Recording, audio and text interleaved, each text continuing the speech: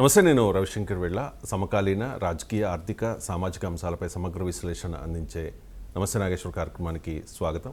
Professor గారు మనతో join అయ్యారు. నమస్తే నాగేశ్వర్ గారు. నమస్తే. వైఎస్ఆర్ కాంగ్రెస్ పార్టీ అధికారంలో ఉండగా అప్పుడు అధికారాన్ని చూసుకుని జగన్ అండ చూసుకుని రెచ్చిపోయిన చాలామంది ఆ తర్వాత స్వరం మారుస్తూ ఉన్నారు సార్. అయినా కూడా వాళ్లకు అరెస్టుల ఇబ్బంది తప్పడం లేదు. రీసెంట్గా మాజీ ఏపీ ఎఫ్డీసీ చైర్మన్, అలాగే వైసీపీ నేత, రచయిత, నటుడు పోసాని కృష్ణమురళి నిన్న హైదరాబాద్లో అరెస్ట్ చేశారు సార్ అన్నమయ్య జిల్లా పోలీసులు. గతంలో చంద్రబాబు నాయుడు, పవన్ కళ్యాణ్, లోకేష్ల మీద కాస్త శృతి మించి, కాస్త కాదు చాలా ఎక్కువే శృతి మించి ఆయన మాట్లాడారు. పరుష పదజాలం, అసభ్య పదజాలంతో రెచ్చిపోయిన పరిస్థితి కనిపిస్తోంది. ఇప్పుడు అప్పుడు తప్పు చేశారు కాబట్టి ఇప్పుడు శిక్ష నుంచి తప్పించుకోలేరు అంటూ కూటమి నేతలు చెప్తున్న పరిస్థితి. సో వైఎస్ఆర్ కాంగ్రెస్ పార్టీలో ఆయన యాక్టివ్గా లేనప్పటికీ కూడా వైఎస్ఆర్ కాంగ్రెస్ పార్టీ నాయకులు చెప్తూ ఉన్నారు సార్, ఇది కక్షపూరితము, అక్రమము అని చెప్పేసి. నిన్న అర్ధరాత్రి ఆయన్ను అరెస్ట్ చేశారు. మీ కామెంట్స్. అర్ధరాత్రి అరెస్ట్ చేయడం కరెక్టా, ఉదయం అరెస్ట్ చేయడం కరెక్టా, అదొక డైమెన్షన్. కానీ అరెస్ట్ చేయడం కరెక్టా అనేది ముఖ్యం. ఏ రాత్రి చేశారా, పగలు చేశారా, ఉదయమే చేశారా, ఆయనకు ట్యాబ్లెట్లు తీసుకున్నాడా లేదా, ఇవన్నీ సహజంగా ప్రతి అరెస్ట్ అప్పుడు వినిపించేటువంటి అంశాలు. అంటే లీగల్ ప్రాసెస్ ఫాలో అయ్యారా, నోటీస్ ఇచ్చారా అరెస్ట్కు. సో దిస్ ఆల్ ఒక సెట్ ఆఫ్ క్వశ్చన్స్. ప్రతి అరెస్ట్ అప్పుడు వచ్చేటువంటి క్వశ్చన్. 41A నోటీస్ ఇచ్చారా, మరి ఇలా డైరెక్ట్గా వెళ్ళి అరెస్ట్ చేయొచ్చా, ఇదంతా ఒక డైమెన్షన్. Mainly procedural aspect. మీరు చంద్రబాబు నాయుడు అరెస్ట్ అప్పుడు కూడా ఈ చర్చ నడిచింది. అంటే ప్రొసీజరల్ ల్యాప్సెస్ ఏమైనా ఉన్నాయా, అరెస్ట్లో లేవా అనేది అది కోర్టులో తేలుతుంది. ఇక రెండవ ఫ్యాక్టర్ ఏంటంటే అసలు వాట్ ఈస్ ద క్రైమ్, ఈ క్రైమ్కు నిజంగానే శిక్ష పడుతుందా, ఎంత మేరకు శిక్ష పడుతుందా అనేది థర్డ్ ఫ్యాక్టర్.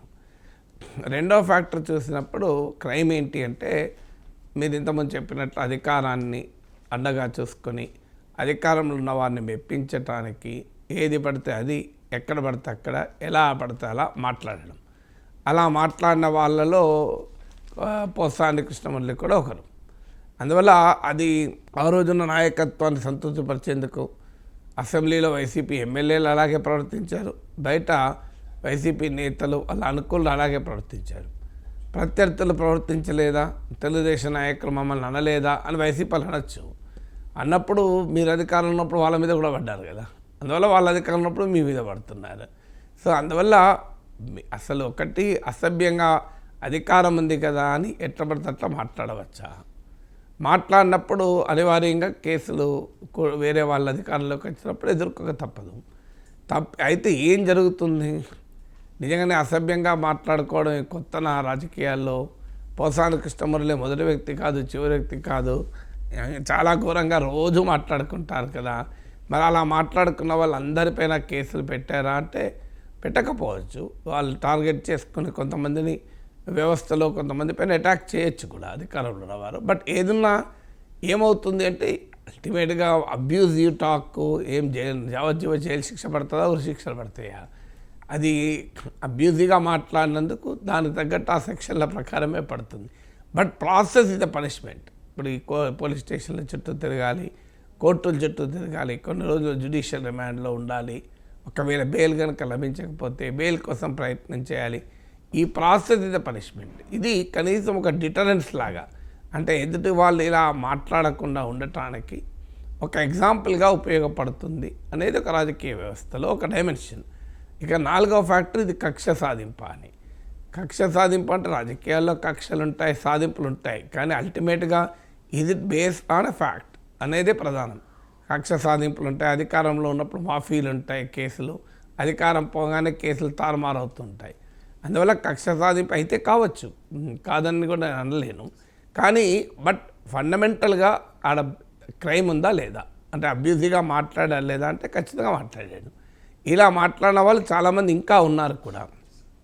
తెలుగుదేశం నాయకత్వంపై కూడా రోజు రోజుకు ఒత్తిడి పెరుగుతోంది. ఇంకా వీళ్ళని అరెస్ట్ చేయలేదు, వాళ్ళని అరెస్ట్ చేయలేదు. ఇప్పుడు వల్లభనేని వంశీ అరెస్ట్ అయ్యేంత వరకు చాలా తీవ్రమైన ఒత్తిడి. చిన్నందిగామ సురేష్ అరెస్ట్ చేశారు, జోగి రమేష్ అరెస్ట్ చేశారు, మళ్ళీ వంశీని ఎందుకు ముట్టుకోరు, ఇప్పుడు ఆల్రెడీ సజ్జల భార్గవ రెడ్డిని ఎందుకు ముట్టుకోరు, కొడాలి నాని ఇంకా ఏమీ లేదు, ఆగిపోయింది మొత్తం ఆయన పైన ఎందుకు నడవడం లేదు, ఇలాంటి విమర్శలు ఆల్రెడీ తీవ్ర స్థాయిలో వస్తున్నాయి. అసహనం తెలుగుదేశం అనుకూలంలో శ్రేణుల్లో అసహనం మీకు ఆంధ్రజ్యోతి పేజ్ 1 చూస్తే అర్థమవుతుంది. అసహనం టీడీపీ అనుకూలం లేదు అలా అంటే ఒప్పుకోరు. వైసీపీ వ్యతిరేక టీవీ ఛానల్స్లో చూడండి మీరు, వాళ్ళ డిబేట్లలో కూడా తెలుస్తూ ఉంటుంది ఈ అసహనం. ఏంది ఇంకెంతకాలం, ఇన్ని రోజులైంది అధికారంలోకి వచ్చి, వీళ్ళని ఎందుకు లోపలేయలే, వాళ్ళని ఎందుకు లోపలేయలే అని.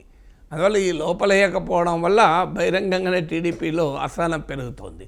అదే కాకుండా టీడీపీలో ఉండే అసహనం ఏంటంటే అసలు పోసాని కృష్ణమురళి, వల్లభనేని వంశీ, వైసీపీ నేతలే కాదు, అసలు తమను ప్రశ్నించే ఎవరిపైన అయినా కూడా అసహనమే. అసలు ప్రశ్నించకూడదు. మేము మెచ్చుకుంటే మెచ్చుకోవాలి, మేము తిడితే తిట్టాలి, మేము మోడీని పోయినప్పుడు మీరు పొగడాలి, మీరు మోడీని మేము నోటికొచ్చినట్టు అన్నప్పుడు మీరు కూడా నోటికొచ్చినట్టు అనాలి. మీరు చంద్రబాబు నాయుడు ఏం మాట్లాడుతున్నాడో చూసి అందుకు అనుగుణంగా మీరు మాట్లాడాలి తప్ప మీరు ఇంకో డిఫరెంట్గా మాట్లాడితే మిమ్మల్ని జగన్ ఖాతాలు వేస్తాం, మీ సంగతి తెలుస్తాం అనేటువంటి ధోరణి తెలుగుదేశం శ్రేణుల్లో పెరిగాయి. ఇప్పుడు నాలాంటి వాళ్ళపైన కూడా నాకు ఫోన్లు మెసేజ్లు వస్తుంటాయి, నిన్ను కూడా అరెస్ట్ చేస్తాం, లోపలేస్తాం, పోలీస్ స్టేషన్లు తిప్పుతాం అంటే నేను నవ్వుతూ అంటుంటా, తొందర చేయండి ఆ పని ఏదో అని. ఎందుకంటే అది ఆ స్థాయిలో అసహనం. మమ్మల్ని ఎవరు ప్రశ్నించకూడదు అంతే. మరి ఇతను ఎవరు ఏంటి అబ్యూజ్గా నేనేమైనా మాట్లాడిన ఎన్నడన్నా నా జీవితంలో అబ్యూజ్గా మాట్లాడలే. చంద్రబాబు నాయుడు మంచి చేసినప్పుడు మెచ్చుకుంటూ కూడా మాట్లాడాను. ఇటీవలనే ఆంధ్రప్రదేశ్లోకి టెస్లా రావడాన్ని చంద్రబాబు నాయుడు లోకేష్ల కృషిని అభినందిస్తూ కూడా మాట్లాడాను. కానీ మాకు అనవసరం, మీరు మమ్మల్ని మేము ఏదంటే అది అనాలి అంతే. మేము మోడీని నోటికి వచ్చినప్పుడు అన్నప్పుడు మీరు కూడా అనాలి, అది తప్పంటారు మీరు. లేదు ఇప్పుడు మోడీని పొగిడితే తప్పంటారు మీరు. మీకంటూ ఒక స్టాండ్ ఉండొద్దు. మేము ఏమి చెప్పితే అదే చేయాలి. మేము కూటమి ఆంధ్రప్రదేశ్కి చాలా బాగా చేస్తున్నాడు, బాగా చేస్తున్నాలి. అసలు ఏం చేయడం లేదంటే ఏం చేయడం లేదు అనాలి. ఇప్పుడు 2014 నుంచి 18 వరకు బాగా చేస్తుందన్నారు, శాసనసభలో తీర్మానాలు చేశారు, అప్పుడు బాగా చేస్తుందనాలి. మళ్ళీ 18లో సడన్గా ఒకరోజు చంద్రబాబు నాయుడుకి ఇదేదో రాజకీయంగా నష్టమవుతుంది అనుకున్నాడు, ఎన్డీ నుంచి బయటకు వెళ్ళి అసలు అన్యాయం చేస్తున్నాడు ఆంధ్రప్రదేశ్కి అన్నారు. మళ్ళీ మనం అన్యాయం చేస్తుందనాలి. మళ్ళీ ఇప్పుడు అసలు కేంద్ర సహకారంతోనే కదా ఆంధ్రప్రదేశ్ గట్టెక్కుతోందని మళ్ళీ అంటున్నారు, మళ్ళీ అదే అనాలి.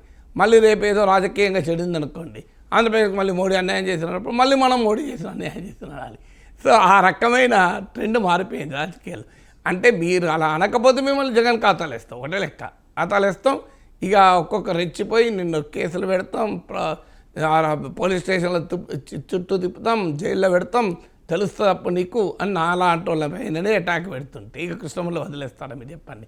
నేను ఎందుకు ఎగ్జాంపుల్ చెప్తున్నా అంటే అసలు ఏ చట్టమును అనుమతించదు నాలాంటి మీద కేసులు పెట్టడానికి. ప్రపంచంలో ఏ చట్టం అనుమతించదు. మీరు అలాంటి ప్రయత్నం చేస్తారని కూడా నేను అనుకోను. చేస్తే జరగబోయే కాన్సిక్వెన్స్ కూడా మామూలుగా ఉండవు. అయినా కూడా కింద శ్రేణులు అంత అసహనాన్ని ప్రదర్శిస్తున్నారు. ఈ అసహనాన్ని పెంచి పోషించిన తర్వాత ఆగుతుందా?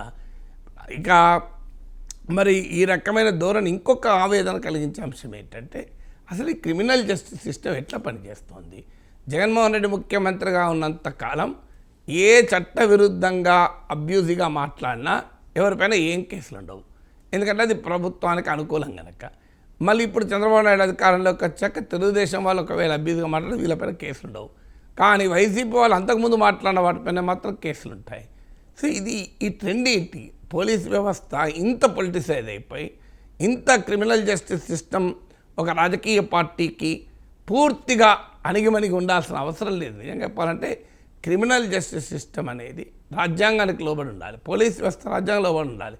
నిన్న కాక మొన్న చూడు అమెరికాలో ఏం జరిగింది, ఎలాన్ మస్క్ ట్రంప్ను ఇష్టం వచ్చినట్టు ప్రవర్తిస్తుంటే 29 మంది officials, civil servant officials, top officials resign చేశారు డోజ్ నుంచి, డిపార్ట్మెంట్ ఆఫ్ గవర్నమెంట్ అఫీషియల్స్ నుంచి.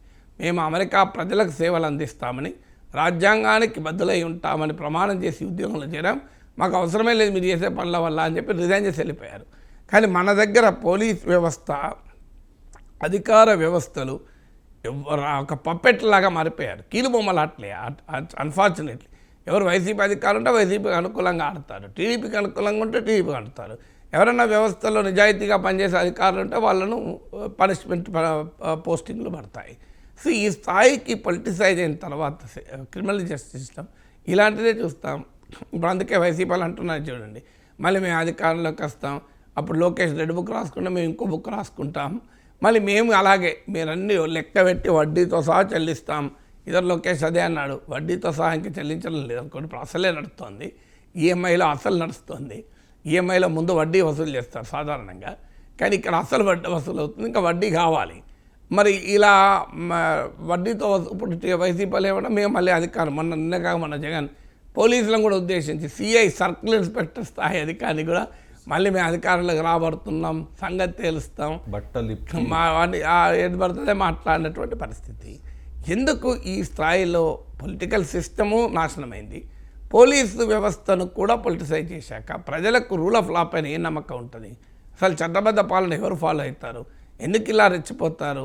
నిజంగానే పోసాని కృష్ణములు ఇలా మాట్లాడినప్పుడు రాజకీయ నాయకత్వం ఎవరైనా ఉండాలి అధికారంలో, పర్మనెంట్ ఎగ్జిక్యూటివ్ రాజ్యాంగం లోబడి ఉండాలి.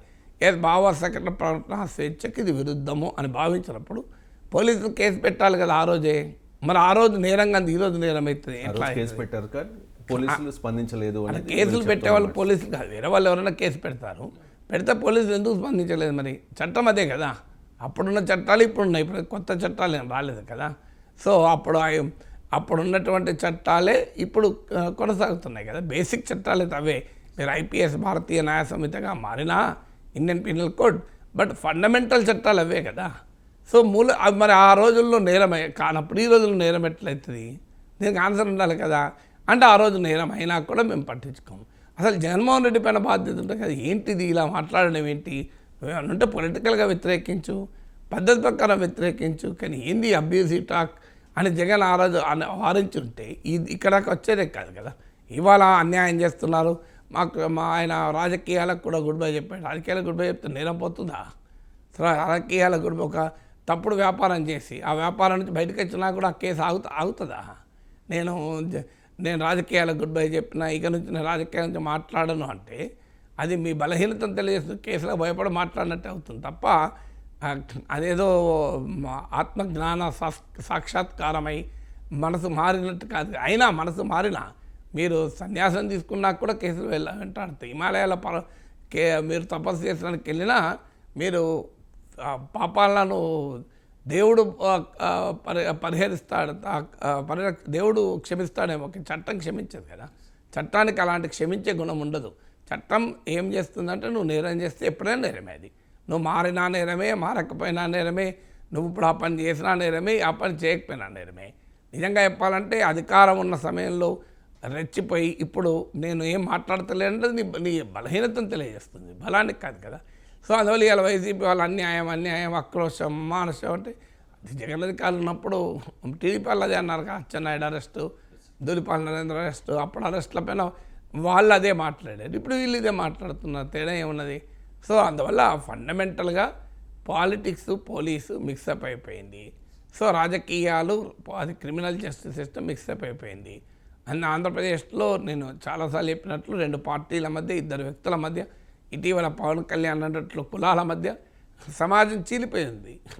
ఈ చీలికలో అందరూ, మీడియా అందులో భాగమే, సోషల్ మీడియా అందులో భాగమే, పోలీస్ వ్యవస్థ అందులో భాగమే, అన్ని వ్యవస్థలు అందులో భాగమైపోయాయి. వెరీ అన్ఫార్చునేట్ ఏంటంటే అన్ని వ్యవస్థలు అందులో భాగమైపోయిన తర్వాత ఆ చీలికలో భాగమై ఇటో అటో ఉన్న తర్వాత ఇంతకన్నా మనం భిన్నమైన వాతావరణాన్ని చూడలేం కదా.